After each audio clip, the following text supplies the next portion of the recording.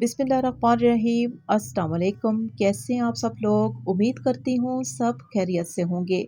आज मैं आपसे जो रेसिपी शेयर करने लगी हूँ वो है दाल चना मटन के साथ। ये रेसिपी एकदम से न्यू और यूनिक तरीके से तैयार होगी, जिसे हम बनाएंगे घर के सादा मसालों के साथ।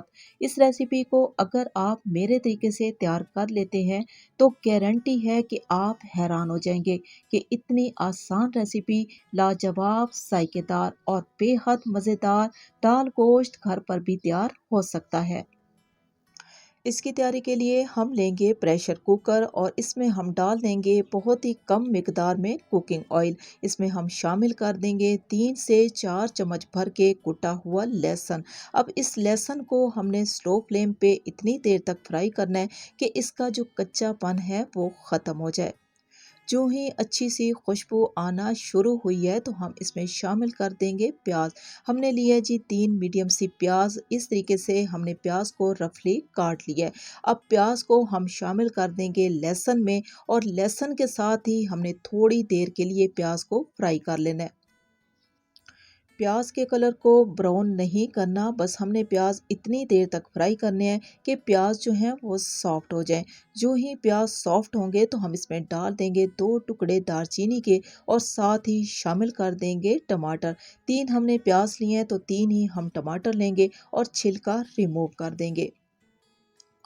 प्याज और टमाटर की जो कटिंग है वो जैसे मर्ज़ी आप कर लें। अब हम क्या करेंगे कि अब हमने टमाटर के कच्चेपन को ख़त्म करना है, क्योंकि लहसुन और प्याज का जो कच्चापन है वो हमने ख़त्म कर लिया है। अब हमने टमाटर को प्याज और लहसुन के साथ थोड़ी देर के लिए फ्राई करना है।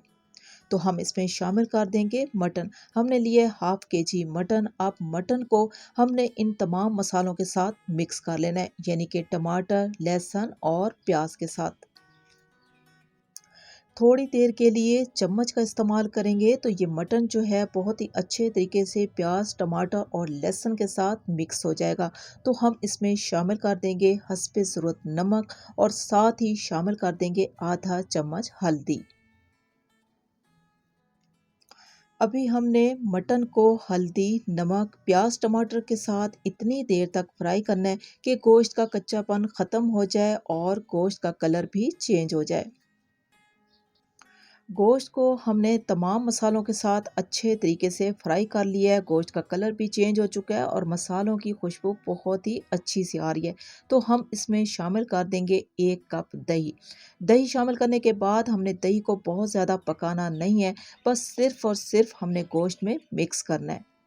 जब दही अच्छे तरीके से मिक्स हो जाएगा तो हम दही के साथ ही दूध का इस्तेमाल करेंगे।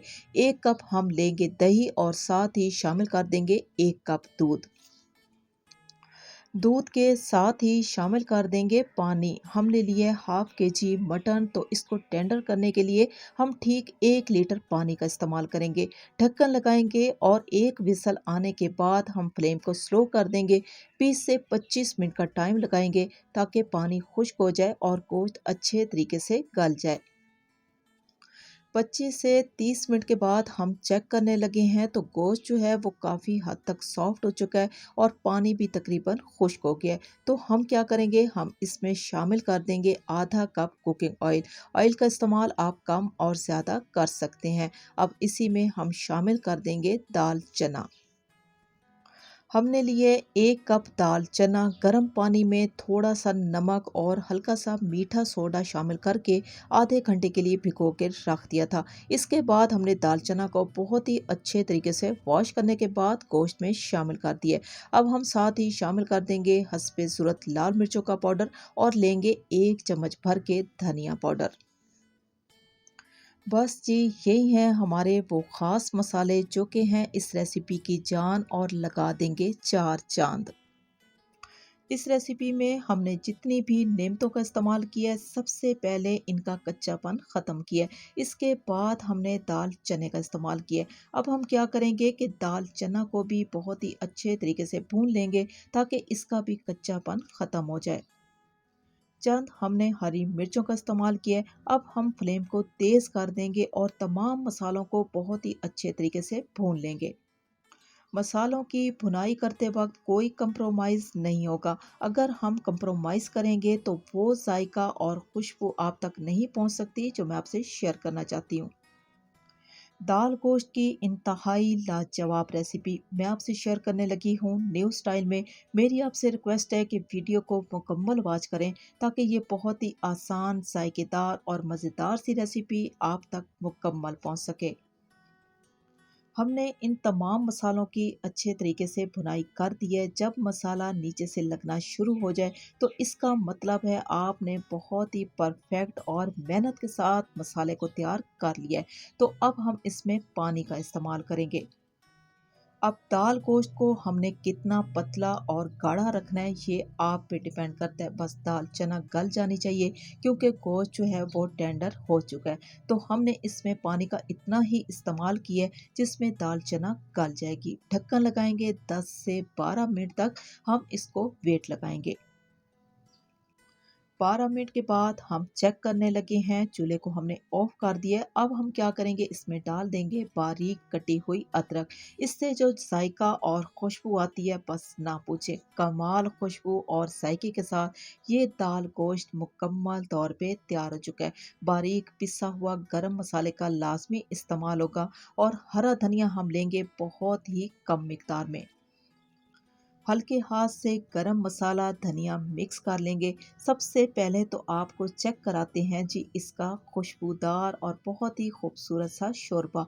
आप दाल गोश्त को खुश्क भी कर सकते हैं और मज़ीद पतला भी कर सकते हैं। आप दाल चेक कर सकते हो कि दाल जो है वो गल चुकी है। हमने दाल को बहुत ज़्यादा मैश नहीं किया।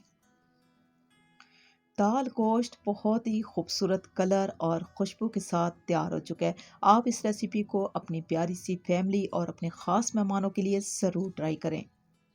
बहुत ही मज़ेदार, इंतहाई खूबसूरत कलर के साथ कमाल रेसिपी मैंने आपसे शेयर की है बहुत ही आसान तरीके से। आपको ये रेसिपी कैसी लगी? अच्छी लगी हो तो मेरी आपसे रिक्वेस्ट है कि आप मेरे चैनल को सब्सक्राइब कर लें, मेरी वीडियो को लाइक और शेयर ज़रूर कर दें क्योंकि आप लोगों का प्यार ही हमारी सपोर्ट है। इसी के साथ ही मैं आपसे इजाज़त चाहूँगी। अल्लाह हाफिज़।